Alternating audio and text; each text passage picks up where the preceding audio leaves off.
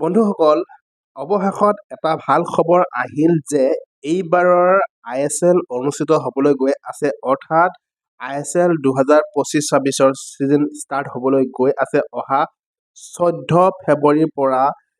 এইটো কথা স্পষ্ট হৈ গৈছে, যদিও 2025 চনটো ইতিমধ্যে গৈছে, কিন্তু 25-26 ছিজন বুলিয়ে ক'ব লাগিব। মঙলবাৰ অৰ্থাৎ 6 জানুৱাৰী তাৰিখে এখন গুৰুত্বপূৰ্ণ মিটিং অনুষ্ঠিত হৈছিলে আৰু সেই মিটিংখনতে এই সিদ্ধান্তটো লোৱা হয়। এক প্ৰকাৰ চূড়ান্ত সিদ্ধান্ত বুলি ক'ব লাগিব।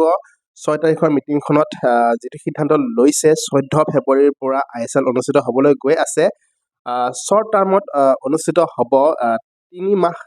3 মাহৰ ISL এইবাৰ অনুষ্ঠিত হ'ব ফেব্ৰুৱাৰীৰ পৰা মে'ৰ মধ্যভাগলৈ। ফেব্ৰুৱাৰীৰ মধ্যভাগৰ পৰা মে'ৰ মধ্যভাগলৈ 3 মাহ অনুষ্ঠিত হ'ব শ্বৰ্ট টাৰ্মত।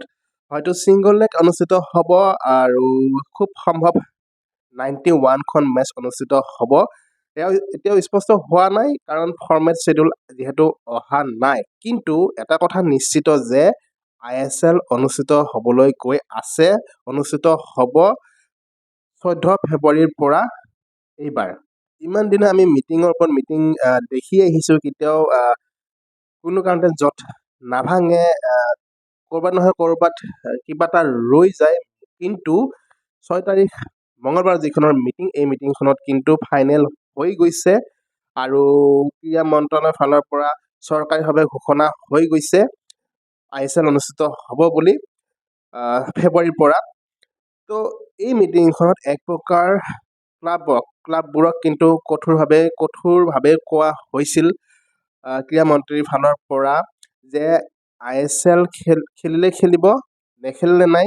যিবোৰ ক্লাবে খেলিব ইচ্ছা কৰিছে খেলিব আৰু খেলিব ইচ্ছা নকৰিলে খেলিব নেলাগে।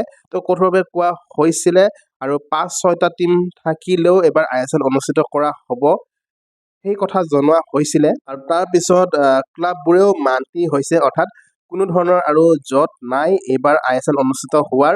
মুঠৰ ওপৰত আমাৰ ফুটবল সমৰ্থকসকলৰ বাবে ভাল খবৰ যে ISL অনুষ্ঠিত হ'বলৈ গৈছে। লং টাৰ্ম নহ'লেও শ্বৰ্ট টাৰ্মতে হওক, মুঠতে ফুটবল খেলা দেখিবলৈ পাম আমি। নৰ্থ ইষ্টৰ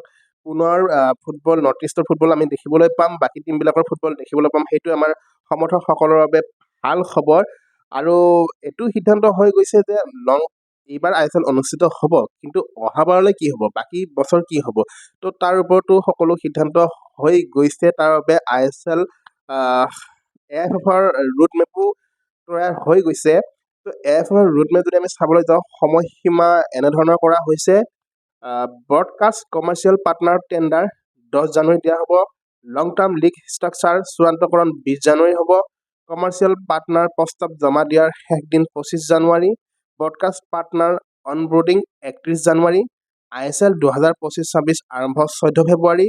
লং টাৰ্ম কমাৰ্চিয়েল পাৰ্টনাৰৰ টেণ্ডাৰ 20 ফেব্ৰুৱাৰী। 20 বছৰৰ চুক্তি জমা দিয়াৰ শেষ দিন 20 মাৰ্চ। লং টাৰ্ম কমাৰ্চিয়েল পাৰ্টনাৰ চূড়ান্ত হ'ব 31 মাৰ্চ। 2026-27 বৰ্ষৰ ছিজনৰ সকলোখিনি চূড়ান্ত হ'ব 25 মে'ত। অৰ্থাৎ 25 মে' 2026ত 2026-27 ছিজনৰ বাবেও চূড়ান্ত সিদ্ধান্ত হ'ব। মুঠৰ ওপৰত সকলোখিনি চলিউশ্যন হৈ গৈছে যোৱাকালিৰ মিটিংখনত। আৰু 2025-26ৰ যি ISL অনুষ্ঠিত হ'ব শ্বৰ্ট টাৰ্ম, তাৰ বাবে AFFৰ আভ্যন্তৰীণ বাজেট হ'ব 24,26 লাখ। তো যেনেকেই নহওক বা যেনেধৰণে নহওক, মুঠৰ ওপৰত মেটচ কম হ'লেও এইবাৰ ISL যিহেতু আমি দেখিবলৈ পাম, ভাৰতৰ টপ লীগ ISL যিহেতু আমি চাবলৈ পাম, তাৰ বাবে ভাল লাগিছে। লগতে এটা কথা জনাই থওঁ যে আই লীগো অনুষ্ঠিত হ'ব। ISLৰ লগতে আই লীগো অনুষ্ঠিত হ'ব, সেইটো এটা ভাল খবৰ। আই লীগৰ ক্লাববোৰৰ কাৰণে, সমৰ্থকৰ কাৰণে সেইটো এটা ভাল খবৰ। মুঠৰ ওপৰত ISL অনুষ্ঠিত হ'ব, আই লীগো অনুষ্ঠিত হ'ব।